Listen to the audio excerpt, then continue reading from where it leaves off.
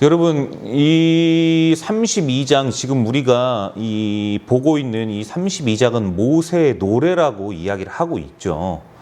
지난주에도 역시 말씀드렸는데, 여러분, 이 노래는 사람으로 하여금 가장 기억에 오래 남도록 합니다. 그래서 우리가 부르는 유행가나 아니면 제가 초등학교 때 배웠던 동요, 아니면 중학교 때 배웠던 가곡들, 이런 것들이 아직도 심심치 않게 막 흥얼거립니다. 얼마 전에 저희 아들이 이 리코더를 샀어요. 2,000원인가 3,000원인가 얼마 주고 샀습니다. 그래가지고 제가 그걸 이렇게 좀 한번 받아가지고 불렀는데, 제가 이제 중학교 때 외우고 있던 개 이름들, 이 개 이름이요, 제가 시험 봤던 것들을 아직까지 처음부터 끝까지 다 알고 있습니다. 그러니까 얼마나 많이 그런 것들을 이렇게 연습을 했으면 또 그랬겠습니까? 뭐가 있을까요?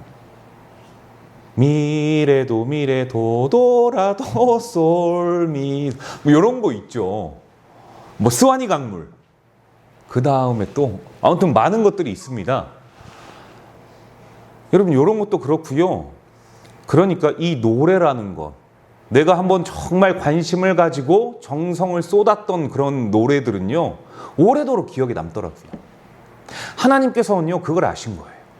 사람의 본성과 그들의 습성들을 잘 아시고, 하나님께서는 이 노래로서 하나님의 마음을 모세를 통해서 우리에게 전해지게 하신 거예요. 왜냐하면 하나님의 마음을 가장 잘 표현하고, 그 시대 사람들만이 아니라 많은 다음 후대 세대들까지 들을 수 있게 하기 위해서 하나님께서는 이 말씀을 하신 거거든요. 그런 의미에서 여러분, 오늘 본문 1절을 한번 볼까요? 1절 한번 읽어보겠습니다. 1절 시작. 하늘이여 귀를 기울이라, 내가 말하리라, 땅은 내 입의 말을 들을지어다. 여러분, 여기 하늘, 땅, 왜 하필이면 하늘, 땅일까요? 이게 뭔가 어떤 문학적 수사법이 아니에요. 무엇인가 꾸미기 위해서, 무엇인가 멋들어지고 또 맛깔나게 하기 위해서 문학적 수사로서 이런 것들을 기술한 게 아니라, 모세는요, 정확히 알고 있었던 거예요. 하늘과 땅, 즉 너희 모두를 지으신 이가 누군가.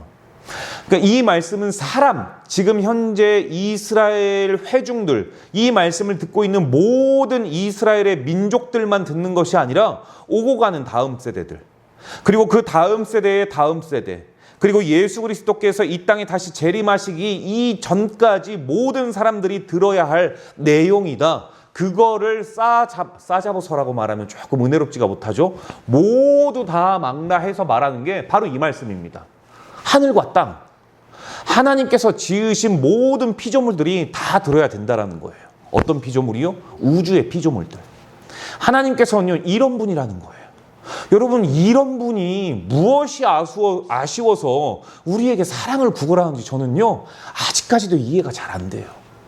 부족한 게 무엇이 있겠습니까?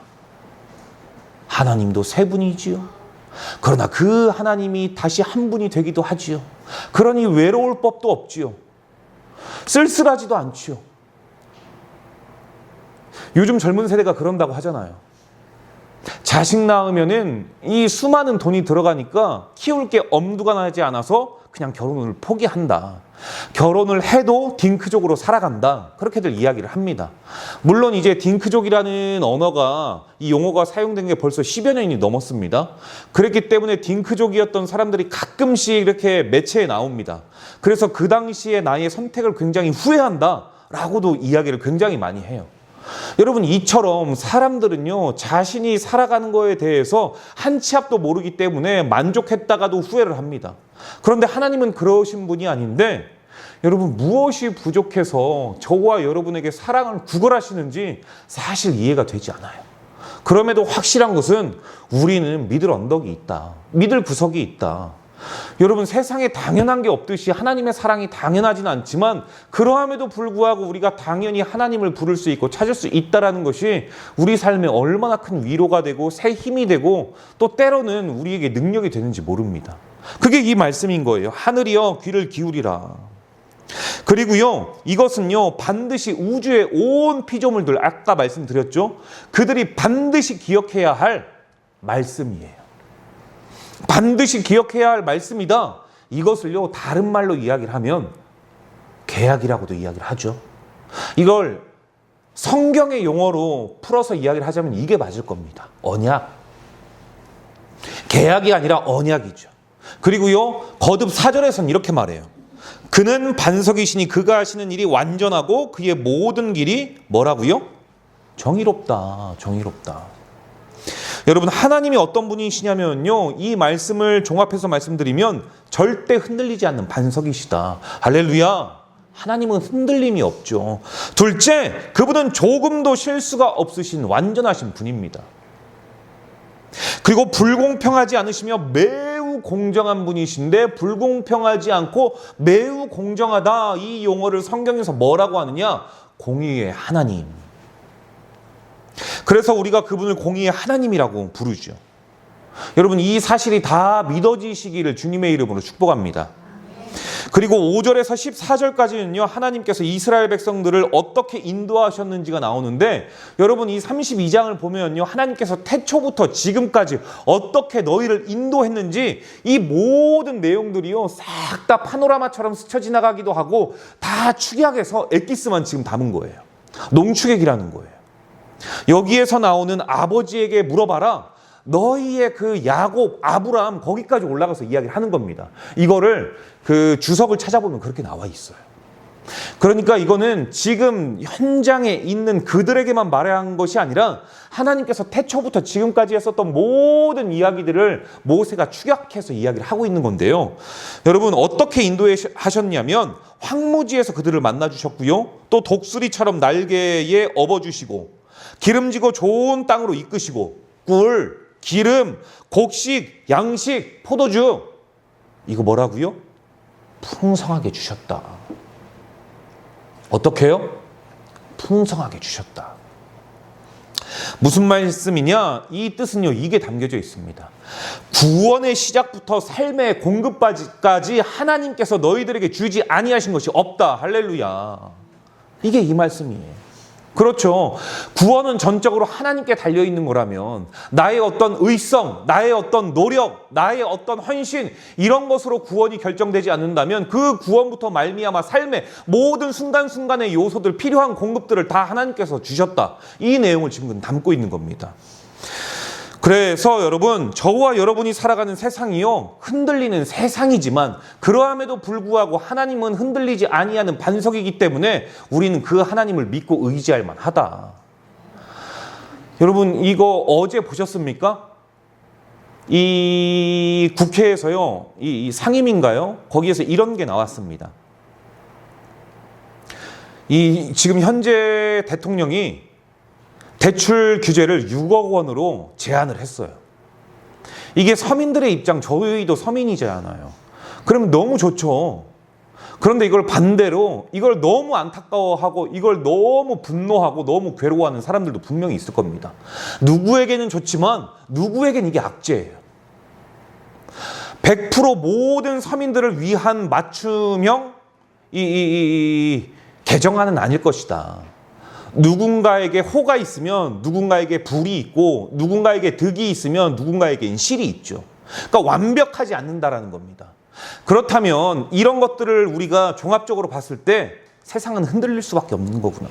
흔들리는 세상 가운데서 절대 어제나 오늘이나 영원토록 변함없으신 반석이신 하나님이 우리에게 얼마나 큰 힘이 됩니까, 여러분? 정말 큰 힘이 됩니다. 그래서 여러분, 경제, 건강, 관계, 정치, 어느 것 하나 우리 삶에서 확실하게 믿을 수 있는 게 없잖아요.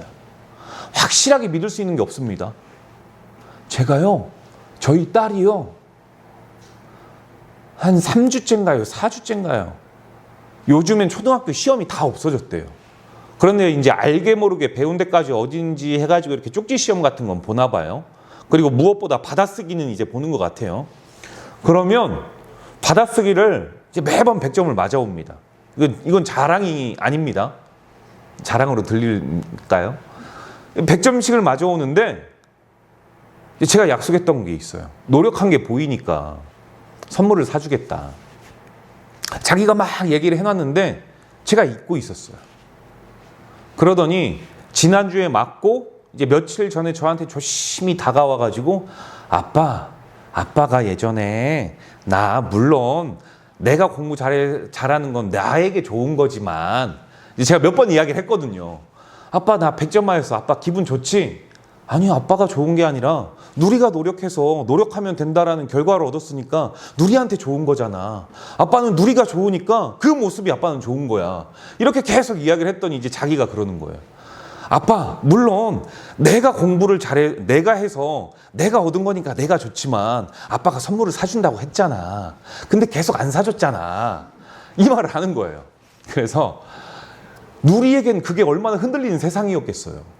아빠가 사준다라고 이야기를 해줬는데 사주질 않는 거예요. 세상에 믿을 놈 하나 없다. 이거 누리는 느꼈을 거예요. 9살 인생에서. 여러분 이런 세상입니다. 이런 세상. 저와 여러분이 발을 내딛는 땅마저 이렇게 믿지 못하고 꺼지는 때가 또 있잖아요. 여러분 그럴 때요. 오늘 말씀은 우리가 그럴 때 무엇을 붙들어야 할 것인가. 바라기는 흔들리지 아니하는 반석과 같은 하나님의 말씀을 붙드실 수 있는 저와 여러분 되시기를 주님의 이름으로 축복합니다. 사람은 실패하고요. 조건은 무너지고 나 자신도 한계를 느낄 수 있지만 하나님은 한 번도 우리를 실수로 이끄신 적이 없습니다. 왜냐? 완전하신 하나님이니까. 우리가 기억해야 할 것은 단순히 감사가 아니라 이거예요. 하나님 없이는 난 안 된다. 하나님이 없으면 난 단 한 걸음도 걸을 수가 없다. 이게 우리 안에 있어야 돼요. 그래서 오늘 우리에게 주시는 말씀은 하나님께서 우리에게 주시는 건 이거죠. 너는 어디에 네 인생을 세우고 있느냐. 사실 이 물음 아니겠습니까? 이 내용들 쭉 읽어봤을 때 너는 세상 어디에 너의 중심을 세우고 있느냐. 이 물음이에요. 사실 성경의 모든 내용들이 사실은 그렇죠.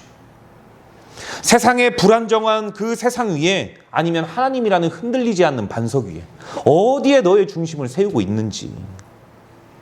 여러분 바라기는 우리 오늘 다시 하나님의 반석 위에 설 수 있는 저와 여러분 되기를 주님의 이름으로 축복합니다.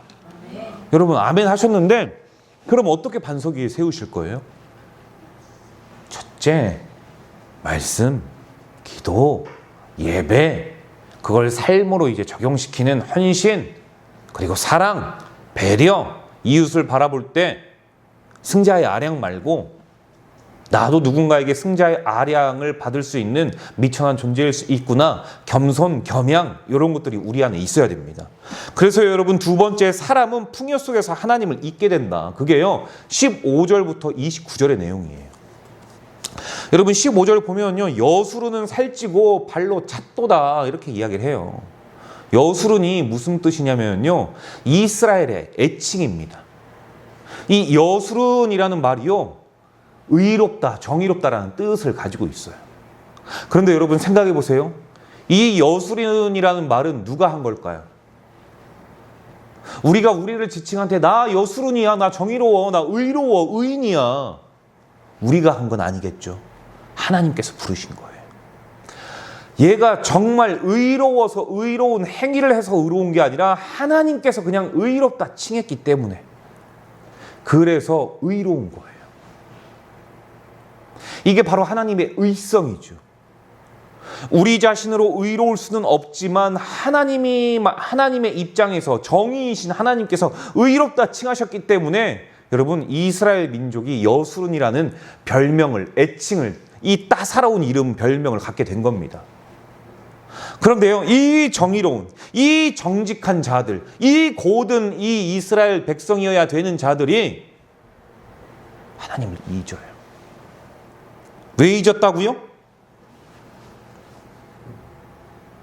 풍요로워서 배가 차서 하나님이 그렇게 사랑하셔가지고 지어주신 이름인데 그런데요 여러분 여수른이 살쪘대요. 은혜로 풍요로워졌더니 오히려 하나님을 발로 차버린겨.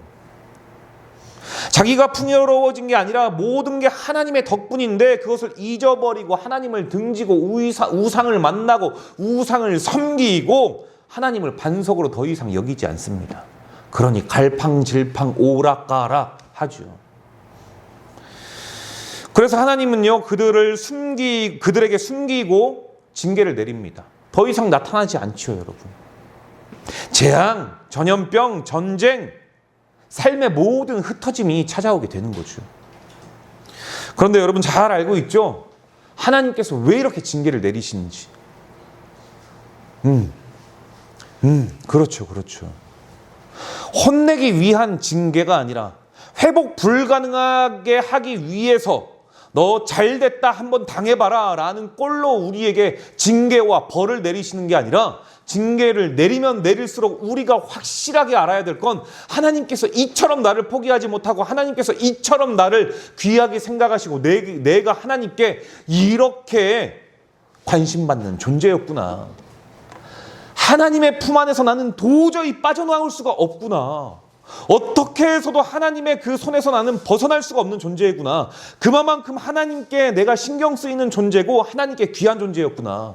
이걸 우리가 알아야 된다는 것이죠. 언제요? 징계받을 때. 그런데 여러분, 이게 돌이킴의 사인인데 많은 사람들이 하나님을 잊어버리고 떠나버립니다. 여러분, 무엇이든지 잊으면 떠나게 되어 있어요. 그래서요, 이 아들 녀석들이요, 연애를 하면은요, 부모를 잊어버립니다. 그래서요, 결혼을 하죠. 그렇지 않습니까? 부모를 기억하면 결혼 안 하고 하겠지만, 부모를 잊었다는 건 이제 부모에게서 받은 사랑을 누군가에게 전해준다는 게 그게 이제 아마 결혼이겠잖아요. 여러분, 어쨌든요, 하나님을 잃어버려요. 이렇게 하나님을 잊으니까 떠나는 자들이 얼마나 많았느냐? 코로나 때. 하루에 교회가 100개씩 사라진다고 했던가요? 그랬던 것 같아요. 코비드19, 코로나 기간에요, 여러분, 얼마나 많은 이 악한 이 사단마귀가 성도들로 하여금 교회에 오지 못하게 하는 정당한 이유를 만들었는지요. 그래서 떠나간 사람들이 얼마나 많은지요. 그것 말고도 여러분, 우리 주변에 가나안 교인들이 얼마나 많은지요. 가나안 교인들의 많은 이유가 있겠지만, 첫째, 상처받은 자들. 둘째, 그들 주변 안으로 들어가지 못하는 자들. 그냥 사람 많은 게 부담스러워서, 그냥 나가기 싫어서, 예배만 드리면 되지, 예를 제대로 정의하지 못한 채 그냥 혼자 방구석에 앉아가지고 휴대폰 보면서 이렇게 예배 드리는 사람들이 있어요. 여러분, 휴대폰으로 예배 드렸던 때가 있습니다. 이 코로나 때. 그때 예배를 잘 드리면 되는데 예배를 드렸대요. 드렸는데 이건 제 생각인 거예요. 어떻게 드렸을까 보면은 제가 생각할 땐 이럴 것 같아요. 이불 속에 딱 누워가지고 이렇게 보면 앉아야 되잖아요. 옆에다가 놓고 이렇게 보는 거죠. 이렇게 예배드리지 않았을까요? 이렇게 드렸을 것 같아요. 그걸 예배라고 착각할 수가 있는 것이죠. 여러분, 왜 이렇습니까? 왜 국가가 공인해줘가지고 예배 나오지 마, 그냥 영상으로 예배 드려 라고 했을 때 옳았구나 하고 예배를 그렇게 드립니까? 나는 불편하니까 그냥 가나안 교인 해야지 그러면서 하나님 믿는다. 이거 왜 그럽니까? 풍요롭기 때문이에요. 풍요롭기 때문에. 동의가 잘 안 되세요? 우리 권사님, 집사님 아실 거예요. 여러분들 어렸을 때 세상도 보릿고개였지만 여러분의 신앙 또한 보릿고개이지 않았습니까? 그래서 하나님이 아니면 안 되는, 오지 말라고 해도 교회 갈 수밖에 없는 상황들, 그게 다 부족하고 풍요롭지 못하고 인생의 보릿고개이기도 하지만 신앙의 기근도 있기 때문에, 그래서 하나님이 아니면 안 돼서 하나님 앞에 미치도록 우리 나가서 울부짖고 막 그랬잖아요. 권사님은 우리 아내 데리고 옛날에 밥솥 가지고 차 타고 수련회 가고 막 그랬다고 했잖아요. 90년대에. 거기서 밥 해 먹고.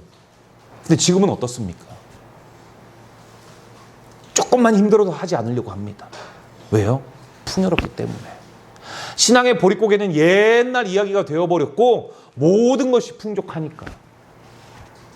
이게요, 우리가 똑같이 겪고 있는 현실이죠. 우리가 처음 예수를 믿었을 때 그 예수의 첫사랑, 그게 우리 실제로는 처음 믿는 거죠. 나왔다 가는 것 말고 진짜 큰 사랑. 하나님 말씀이 너무 귀하고 기도하는 것이 너무 즐겁고 말씀이 얼마나 송이꿀처럼 달던지. 그런 때 있잖아요. 그런 그렇게 하루하루 버텨나갔는데, 그렇게 매 순간 하나님을 찾았는데, 우리의 가정이, 나의 회사와 사업체가, 우리의 자녀들이 조금씩 안정을 갖고 뿌리를 내리니 점점점 하나님을 잃어버리는 여수른이 되어가고 있는 것이죠. 그때 하나님께서 이야기를 하십니다. 너 지금도 그때 나를 기억하고 있느냐. 그게 여기 15절에서 29절의 말씀이에요. 여수른이 살쪄가지고 발로 차였다. 여러분, 우리 자신도 혹시 여수른처럼 살이 쪄가지고 신앙에 교만이 있지는 않습니까?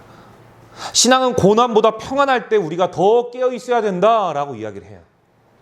하나님의 은혜는 우리를 교만하기 위해 만드는 것이 아니라 더 깊은 사랑으로 이끌어 가시기 위해 우리를 신앙 안으로 더 깊게 빠져들게 만드십니다.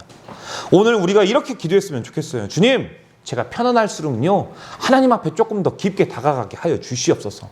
제가 편안해지고 제가 따뜻할수록 하나님의 크신 사랑을 더 갈망하게 하여 주시옵소서. 이 기도만 해도 우리의 신앙은 하나님께서 보시기에 참 기뻐하실 것 같아요. 그리고 세 번째입니다, 여러분. 하나님의 노래는 심판이 아니라 회복이다. 이게 30절에서 43절까지의 말씀이에요. 여러분, 30절을 보면요, 이스라엘이 대적에게 당한 이유가 나옵니다. 그들의 반석이 그들을 팔지 아니하였고 여호와께서 그들을 내주지 아니하셨더라면 어찌 하나가 천을 쫓으며 둘이 만을 도망하게 하였으리요. 이렇게 이야기를 합니다. 여러분, 이게 이해가 되십니까?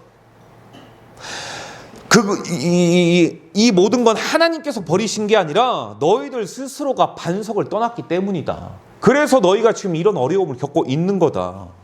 그러니 이게 얼마나 절망적이에요. 얼마나 절망적입니까? 실제로 그래요. 내가 잘못해서 일이 어그러지면요, 여러분 어떻습니까? 어디다가 원망할 데가 없어요. 그렇죠. 내가 하다가 내가 유리잔을 깨버렸어요. 이거 어디다 원망해요. 옆 사람이 이렇게 핸드폰 충전하고 있다가 끈에 걸려가지고 넘어져가지고 내 핸드폰 액정이 깨졌다. 최소한 5대5부터 시작할 수 있잖아요. 야, 이거 너가 걸려서 넘어졌으니까 핸드폰 너가 변상해. 아니, 너가 사람 길 가는 곳에다가 해놨으니까 콘센트 내가 다는 못하겠고 5대5부터 시작하자. 이렇게 할 수 있잖아요. 그런데 그게 아니에요. 하나님께서 주신 복을 우리가 발로 찼어요. 그러니까 이거 어디다 원망할 데가 있어요, 없어요? 없어요, 없어. 없습니다. 그런데요, 여러분, 그 다음 구절이 얼마나 우리에게 큰 위로가 되는지 36절이에요. 참으로 여호와께서 자기 백성을 판단하시고 그 종들을 불쌍히 여기시니라. 할렐루야. 우리 잘못으로, 내가 잘못해서 어디다가 원망이라든지 불평도 할 수 없어가지고 폭폭하고 막막해서 여기에 화병이 막 생길 것 같은데, 근데 36절이에요. 그런 우리를 하나님께서 불쌍히 여기신대요. 도대체 하나님 뭐가 부족해서 그런 저희를 이토록 사랑을 하십니까? 이거 정말 크지 않습니까? 하나님의 사랑이. 내 잘못인데. 오직 우리 하나님만큼은요, 여전히 자기 백성을 불쌍히 여기세요. 여전히 하나님은요, 자기 백성을 포기하지 않습니다. 그리고 마지막 43절에 뭐라고 하는지 아십니까? 너희 민족들아, 주의 백성과 즐거워하라. 할렐루야. 여러분, 하나님은요, 하나님의 회복은 자기 백성만이 아니라 열방까지 기쁨에 참여시키는 게 하나님의 목적이라는 거예요. 그렇죠, 여러분? 그렇기 때문에 오늘 이 노래는 여러분 심판이에요? 회복을 향한 노래예요? 회복을 향한 거죠. 물론 심판을 당하거나 징계를 받을 때 두렵고 어렵고 무섭고 떨리고 피하고 싶고 포기하고 싶고 숨고 싶고 그렇습니다. 그러나 때로는 맞을 매를 맞아야 아이들이 자라더라고요. 때로는 꾸짖음을 당할 거는 당하고 지적을 당할 건 당해야 그 아이들이 세상에서 올바로 설 수 있죠. 물론 말투부터 기분 나쁘게 하는 사람들이 있더라고요. 제가 구리에서 한 만남 여사님은요, 어른이건 아이건 할 것 없이 말투가 왜 저러실까? 항상 싸우자는 말투로 막 이야기를 해요.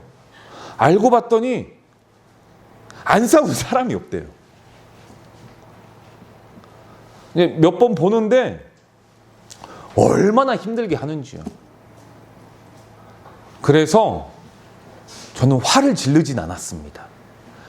조곤조곤 앉혀놓진 않죠. 여사님하고 하나하나 이야기를 주고받으면서 이야기를 했습니다. 여사님, 그 말은 여사님이 이렇게 속은 그렇지 않는 것 같은데 빨리빨리 임팩트 있게 전달을 하려고 그러는 것 같은데 그러면 사람이 기분이 많이 상합니다. 여사님 마음은 분명히 그러지 않을 게 뻔히 보이는데 힘들더라도 하나하나 좀 이야기해 주세요. 이야기하다가 까먹으면 내가 지난번은 말했는데 도대체 왜 그래? 아이, 여사님, 교육은 반복인데 까먹을 수 있죠. 제가 뭐 요것만 합니까? 하면서 계속 이제 이야기를 하다 보면요, 결국은 웃어요. 그래도 이게 하루 이틀이죠. 그게 습관을 그렇게 살아가는 사람들은 그게 변하는 게 어려운 것 같습니다. 여러분, 사람은요, 온실에 화초한 것도 중요하고 어렸을 때부터 많은 외압을 당하고 나 자신을 보호하기 위해 거부 반응으로 강하게 나가는 사람들도 많아요. 하지만 그러함에도 이제 그 정도 나이가 됐고 이제 그 정도의 인생을 살았고 연륜이 있다면 이제는 바뀌어야 됩니다. 보통 연륜의 그 사람의 이제 이 어른의 모습이 나온다고 하잖아요. 나이가 어른을 이야기를 해주는 건 아닙니다. 나이는 어른일 수 있지만 어른의 참모습은 참을 수 있는 것은 참고 인내하고 아무리 화나지만 그것을 다시 한번 생각해 볼 수 있는 것. 거기에서 어른다운 어른의 매력이 나오는 것 같아요. 여러분, 다시 돌아와서 이야기를 하자면 우리 주님께서 우리를 징계하시는 건 우리를 멸하시기 위해서 하는 징계가 아니라는 겁니다. 회복을 위한 거래요. 그런데 우리는 자꾸 스스로 아까 방금 말씀드렸던 한 여인의 이야기처럼 자기 자신을 함부로 생각을 해요. 그래서 남들에게 함부로 이야기를 합니다. 실제로요, 여러분, 남들에게 함부로 이야기를 한다는 건 결국 나 자신을 내가 함부로 대한다는 거예요. 여러분, 그렇죠. 이게요, 우리가 우리 자신에게 속고 있는 겁니다. 넌 할 수 없어. 너가 어떻게 살았는데 그런 대우를 받을 거라고 생각해. 너는 거기까지야. 여러분, 이거요, 넌 다시 시작해도 안 될 거야. 이거 사실 나를 가장한 마귀의 속삭임이에요. 내가 나를 안 사랑하면 도대체 누가 나를 사랑할 거예요? 어떤 남자가, 어떤 여자가 와서 당신 참 예쁘고 당신 참 믿음직스럽고 당신 참 복스럽습니다. 이야기를 해도 믿지 않는 난데 저 사람 왜 이래? 그러면 여러분, 독방에 갇힐 수밖에 없는 거예요. 여러분, 이게 다 나를 가장한 마귀의 속삭임이라는 거죠. 그런 마귀의 속삭임에 당했던 우리에게 하나님께서는요, 오늘 노래하시면서 말씀하시잖아요. 돌아와라 정연아, 돌아와라 예수로 사는 교회의 모든 성도들아, 돌아와라 한국교회의 모든 가나안 교인들아, 돌아와라 나의 여수르나, 이렇게 말하고 있는 거죠. 이 말씀은 여러분, 실수하고 무너지고 지친 모든 사람들에게 참 큰 위로의 말씀이 됩니다. 지금 이토록 무더운 여름에 얼마나 큰 위로가 되는지요. 이 노래 한마디 한마디가 얼마나 여러분 새 힘을 주는 선율로 느껴지지가 않습니까? 저는 이 선율이요, 우리 아내가 피아노 학원을 이제 하잖아요. 어제 우리 아내 이제 등이 나가가지고 등을 이렇게 갈아주는데, 우리 아내가 이제 이 그랜드 피아노에서 아이들을 막 가르치고 있었어요. 그러다가 우리 아내가 잠깐 시범을 보였습니다. 그런데 이 손가락이 막 하는데 그 선율이 얼마나 저가 지쳐 있었었는데, 이 삼복더위는 아직 시작도 안 했네요. 이 더위에 엄청 더워 있는데 우리 아내가 그 짧게 쳤는데 그 선율이요, 얼마나 큰 위로가 됐는지요. 그 피아노도 저에게 위로가 됐고 갈증을 해소해 줬는데, 여러분, 하나님의 이 노래가 우리에게 얼마나 큰 선율로 우리에게 다가오는지요. 그분의 사랑의 멜로디는요, 여전히 그 당시 이때가 아니라 저와 여러분에게도 흐르게 하기 위해서 땅이고 하늘이고 들으라고 이야기를 하는 겁니다. 그래서 오늘 하나님께서 이렇게 말씀하세요. 너는 멀어지는 줄 알았지만 나는 여전히 이곳에서 노래를 통해 너를 부르고 있다. 할렐루야. 여러분, 모세의 노래를 통해 회복할 수 있는 저와 여러분 되시기를 바랍니다. 이 무더위에 여러분 우리가 회복되지 못하고 더 지칠 수밖에 없는데요. 그럴 때일수록 삼복더위에 삼계탕 꼭 드시고 하나님 말씀도 잘 드셔가지고 적어도 우리 예수로 사는 교회 모든 성도들만큼은 그냥 이 무더운 여름날 하나님의 이 사랑의 노래로 말미암아 그냥 기운을 날마다 채울 수 있기를 주님의 이름으로 축복합니다. 기도하겠습니다.